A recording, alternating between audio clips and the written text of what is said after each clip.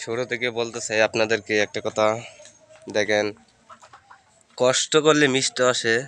তো একটা জিনিস কি জানেন, চেষ্টা করলে অনেক সময় সফলতা আসে। দেখেন আমি কি করেছি আপনাদেরকে দেখাইতেছি, আপনারা একটু লক্ষ্য করবেন। দেখেন আপনারা কষ্ট করলে অনেক কিছু আসে।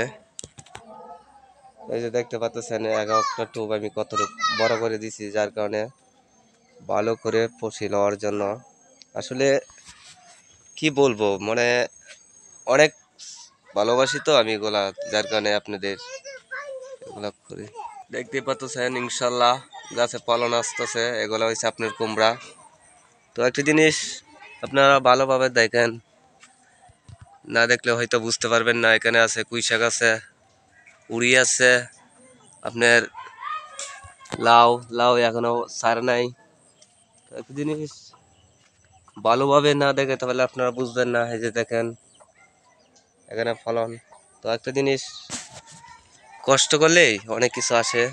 আপনাদেরকে একটা কথা বারবার বলি, আপনারা ভিডিওগুলো দেখবেন, ভালো করে কমেন্ট করবেন। আপনাদের জন্য কষ্ট করে ভিডিও মানে, আপনারা শুধু টেলাদের দেখেন, কিছু কমেন্ট করেন না। আসলে ভাই এগুলো তো ঠিক না।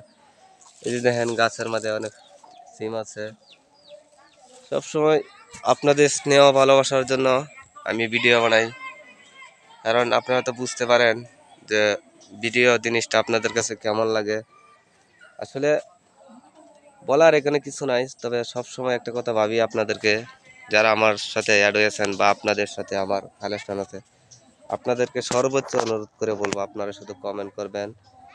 যদি আমার ভিডিও আপনাদের কাছে খারাপ লাগে, আপনাদের জন্য সর্বোচ্চ চেষ্টা করব যেন ভালো ভিডিও দেওয়ার জন্য। কারণ এটা তো হচ্ছে আপনার বাঘের ভিডিও, যার কারণে হয়তো তেমন একটা সুন্দর আসে না। এগুলো আমি কিছুক্ষণ আগে এগুলো করছি, হয়তো আমি আপনাদেরকে সেই ভিডিওটা দেখাতাম, কিন্তু সময়ের অভাবে আমি দেখাতে পারি নাই। যার কারণে একটা কথা মনে রাখবেন, জীবনে যাই কিছু করেন সফলতা করলে সফলতা আসে।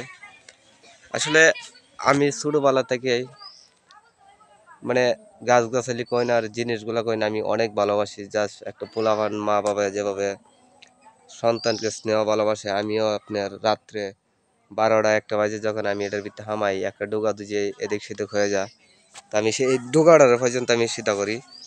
তে আপনারা তো বুঝতে পারতেছেন যে সব কিছু দেখা যাচ্ছে আপনাদেরকে। এই যে কৃষক বলেন আর যাই বলেন, সব সময় আপনাদের কাছে দোয়া রইল। আপনারা শুধু আমাকে একটু দোয়া করবেন যেন আপনাদের ভালোবাসা আমাকে দেন। আর আমি যতদিন বেঁচে থাকি আল্লাহর এই দুনিয়ার মধ্যে, আমি সর্বোচ্চ চেষ্টা করব আপনাদের ভালোবাসার মর্যাদা সর্বোচ্চ দেওয়ার জন্য। যদি আমার ভিডিও আর আপনাদের কাছে খারাপ লাগে, তাহলে আমার ভিডিও আপনারা কমেন্ট করবেন। ভালো থাকবেন, সুস্থ থাকবেন। আজকের মতো এখানেই বিদায়। আল্লাহ হাফেজ।